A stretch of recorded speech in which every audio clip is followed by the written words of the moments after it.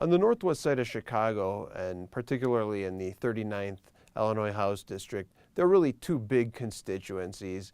Now, there are some people that cross over into both categories, but you have a lot of Hispanics who have moved there and expanded further northwest in recent decades, and you have hipsters who, of course, are also moving in the same direction from some of their original havens like Wicker Park out toward Logan Square and into this district. And in this campaign, we see the emergence of a hipster block of voters, some hipsters who are becoming active in the communities that they've only lived in for a few years. Now, in the case of Guzzardi, he's born in New York, raised in North Carolina, educated at an Ivy League university at Brown, where he got a degree in comparative literature.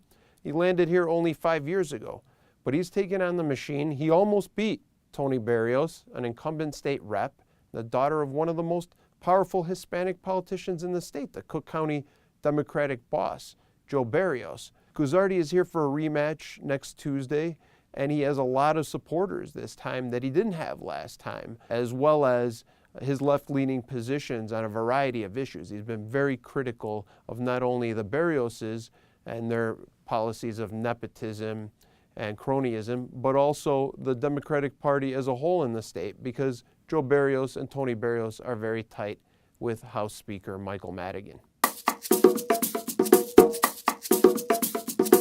Well, Will Guzzardi is deigning to say that Mike Madigan and much of the House caucus that almost always reflexively goes along with Mike Madigan, Guzzardi thinks that they aren't acting like Democrats, cutting pensions, approving publicly financed but privately run charter schools, a proposal recently from Madigan to cut corporate taxes. Guzzardi takes a much more left-leaning approach and says we should be raising taxes on the rich and helping public schools as well as public employees who have been promised these pensions.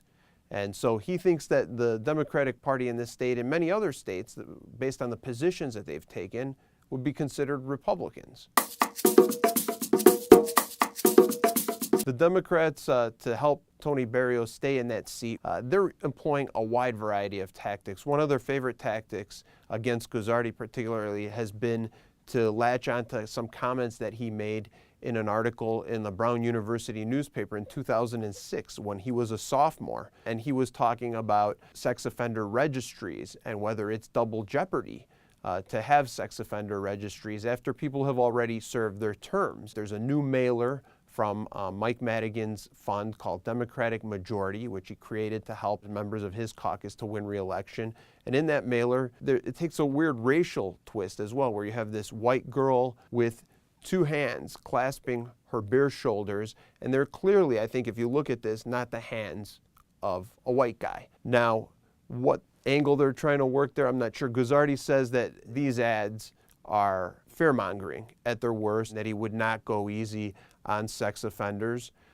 One of the other tactics that we've seen the Democrats use is they've sent mailers out in the name of a guy named Manny Flores, who you might remember as the first ward alderman, so until he quit, took a job with Governor Quinn, and moved to the suburbs, like many people do from those hipster havens of the Northwest side.